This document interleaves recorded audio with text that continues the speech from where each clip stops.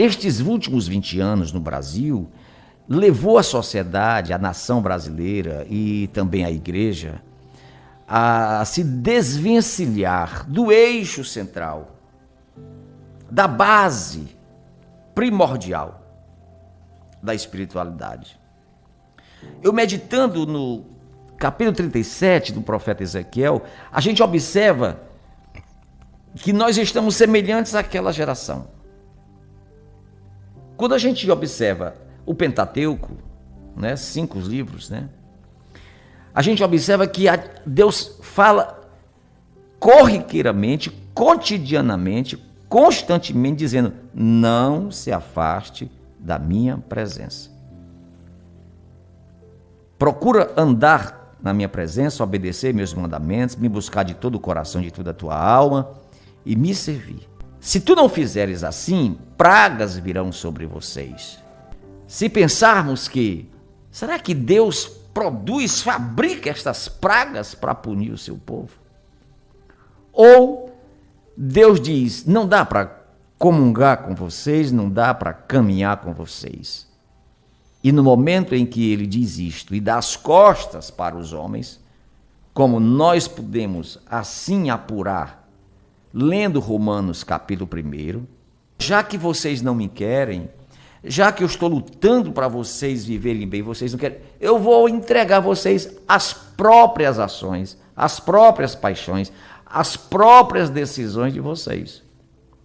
Quando isto acontece, nós erramos, né? E a nossa produção é toda errada. Aí nós destruímos o ecossistema, o planeta, o meio ambiente e regredimos nas normas. Passamos a não ter cuidado com nós mesmos. Não é? Por exemplo, o meu processo de enfermidade, né?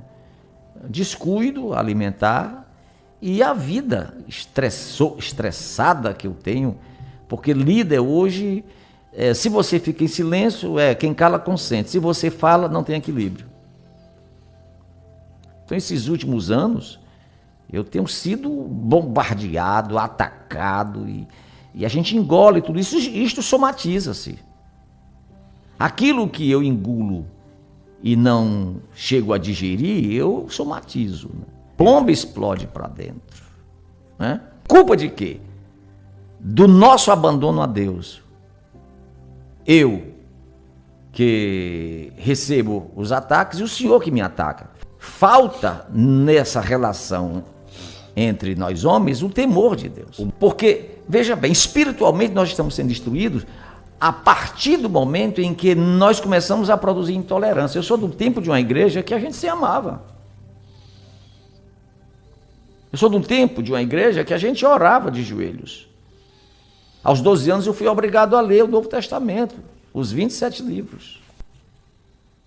Eu sou de um tempo em que, para dormir, tínhamos que dobrar o joelho para orar.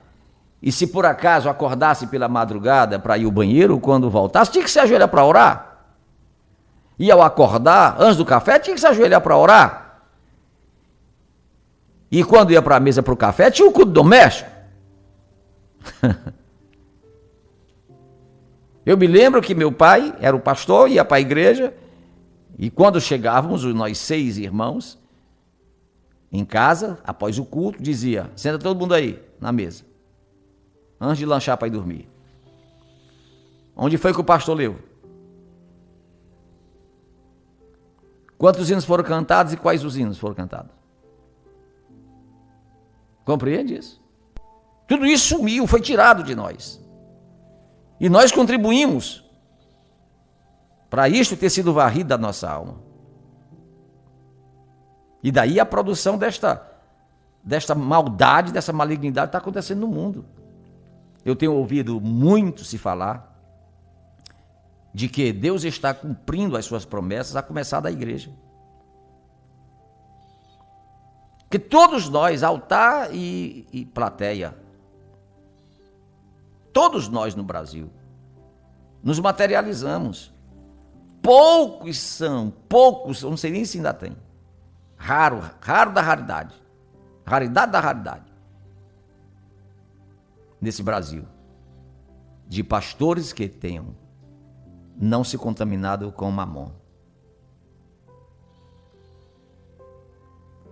E quando o mamon chega, ele traz outros valores com ele.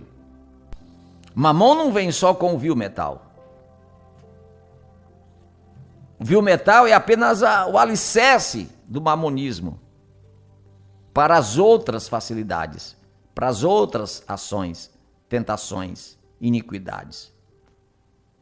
É incrível como o dinheiro tem a capacidade de tirar de você o temor a Deus, a reverência a Deus, a intimidade com Deus. Se torna autossuficiente. E se desvia mesmo. Porque está muito fácil as coisas. Porque vem o luxo, vem o bom perfume, vem a vaidade. E aquilo vai esvaziando o ser humano. E aí começa a prática de outras coisas. Aí vai. A gente perde o sentido da espiritualidade.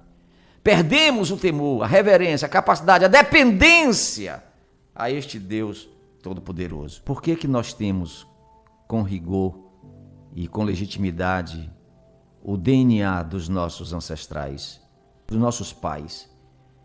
É impossível negar que eu tenha traços de meu pai, de minha mãe, dos meus avós. É impossível. É impossível. Por que que eu também não consigo ter essa nova filiação espiritual advinda do Criador, de Deus? O caráter dele me influenciando para me influenciar os outros. Já que a salvação é uma célula, né? Fazendo agora o comparativo do corpo biológico para o corpo espiritual, né?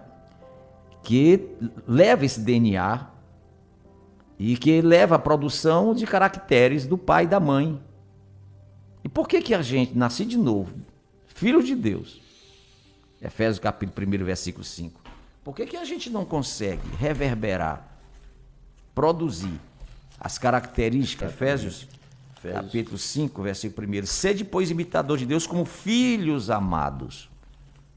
Por que que nós temos dificuldade de viver a paz, de viver o amor, de viver a tolerância, de viver a unidade? Por quê? Por que que eu, como filho de Deus, e aí a gente vai ter que caminhar muitos versículos a respeito disso. Por exemplo, Mateus capítulo 5, bem-aventurados os pacificadores, bem-aventurados os que choram, bem-aventurados os limpos de coração. Ali tem a bem-aventurança, praticamente é a caracterização dos filhos de Deus. E por que que nós evangélicos hoje, nós vemos essa desunião tremenda, não é? Não falo com relação à desunião denominacionalista, eu falo em relação à igreja local. O caráter divino não é absolvido. Por que que se o pastor lhe der uma repreensão, você já sai e fundou a igreja? Por que se o pastor disser que não pode, você já se zanga e vai para outro canto? Se você não obedece ao pastor, é porque você não obedece ao Pai, logo você não obedece ao Senhor.